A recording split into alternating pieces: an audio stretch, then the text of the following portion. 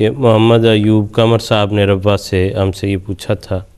کہتے ہیں کہ اذان میں الصلاۃ خیر من النوم کے الفاظ کا کیا مطلب ہے، اور کیا یہ الفاظ شروع سے ہی اذان کا حصہ رہے ہیں؟ سب سے پہلے تو میں پہلے حصے کا جواب دیتا ہوں کہ اس کا مطلب کیا ہے۔ الصلاۃ خیر من النوم کا مطلب ہے کہ جو نماز ہے وہ نیند سے بہتر ہے، اور یہ الفاظ جو ہیں وہ فجر کی نماز کے لیے مختص کیے گئے ہیں جو اضافہ ہے، باقی جو 4 نمازیں ہیں ان میں اس کو شامل نہیں کیا گیا۔ قرآن کریم کا بھی بیان ہے کہ حافظوا علی الصلوات والصلاۃ الوسطیٰ، کہ اپنی نمازوں کی حفاظت کرو، اور بالخصوص جو وسطی نمازیں ہیں جو کسی کام کے درمیان حائل ہوں ان کی بالخصوص حفاظت کرو۔ تو حضور صلی اللہ علیہ وآلہ وسلم نے چونکہ نیند کے درمیان یہ نماز آ رہی ہے تو ان الفاظ کو جو ہے وہ بڑھایا ہے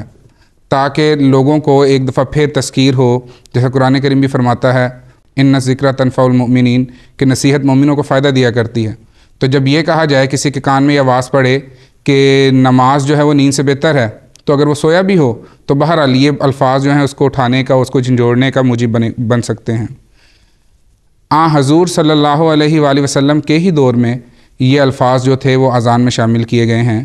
ایک صحابی جن کو یہ سعادت حاصل ہوئی کہ وہ مکہ میں اذان دیں، آن وسلم نے ان کو اذان کے الفاظ سکھائے ہیں ان کی خواہش پر، اور جب وہ آن وسلم کی خدمت میں حاضر ہوئے ہیں، ان کا نام ابو محذورہ احادیث کے الفاظ میں مذکور ہے، وہ آن وسلم کی خدمت میں حاضر ہوئے ہیں اور درخواست کی کہ حضور مجھے اذان سیکھنے کا شوق ہے، آپ مجھے اذان کے الفاظ سکھائیں۔ تو اس پر حضور صلی اللہ علیہ وآلہ وسلم نے اذان کے الفاظ ان کو سکھائے ہیں۔ مزید یہ فرمایا کہ جب حی علی الفلاح کہہ دو تو اس کے بعد فجر کی نماز میں الصلاۃ خیر من النوم کا اضافہ کر دو اور 2 دفعہ اس بات کو دہراؤ۔ تو اس حدیث سے تو یہ پتہ چلتا ہے کہ حضور صلی اللہ علیہ وآلہ وسلم نے ہی اپنے دور میں ہی ان الفاظ کو اذان میں بالخصوص فجر کی اذان میں شامل فرمایا ہے، اور جو حضور صلی اللہ علیہ وآلہ وسلم کو اس طرف توجہ ہوئی ہے اس کے بارے میں یہ ذکر مذکور ہے کہ حضرت بلال رضی اللہ تعالیٰ عنہ ایک دفعہ انہی الفاظ کے ذریعے سے لوگوں کو جگا رہے تھے، تو حضور صلی اللہ علیہ وآلہ وسلم کو یہ بات بہت پسند آئی، تو پھر اس پر حضور صلی اللہ علیہ وسلم نے فرمایا کہ ان الفاظ کو فجر کی اذان میں شامل کر لو۔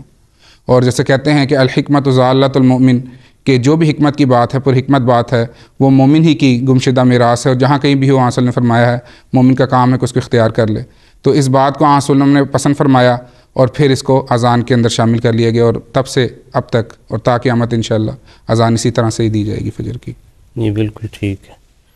بالکل ٹھیک ہے، اور یہ سلسلہ جاری ہے اللہ تعالیٰ کے فضل سے۔ اور دیکھیں کہ جہاں کہیں جو ہے وہ یہ عالم تھا کہ نماز جو ہے ان کو چھپ کر پڑھنی پڑتی تھی، اذان نہیں دے سکتے تھے، جو ہے وہ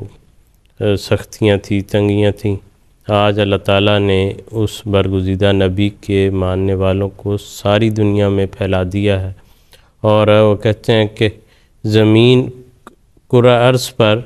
جو ہے وہ کوئی ایسا وقت نہیں گزرا ہوتا تقریباً کہ جس میں اذان نہ ہو رہی ہو، کسی نہ کسی جگہ جو وقت کی تبدیلی ہے اس کے لحاظ سے، کہ ایک کونے سے شروع ہو کے جو ہے وہ مسلسل ایسی صورتحال تقریباً رہتی ہے کہ ہر وقت جو ہے یہ بابرکت الفاظ جو ہیں اور پرشوکت اعلان جو ہے وہ زمین پر ہو رہا ہوتا ہے۔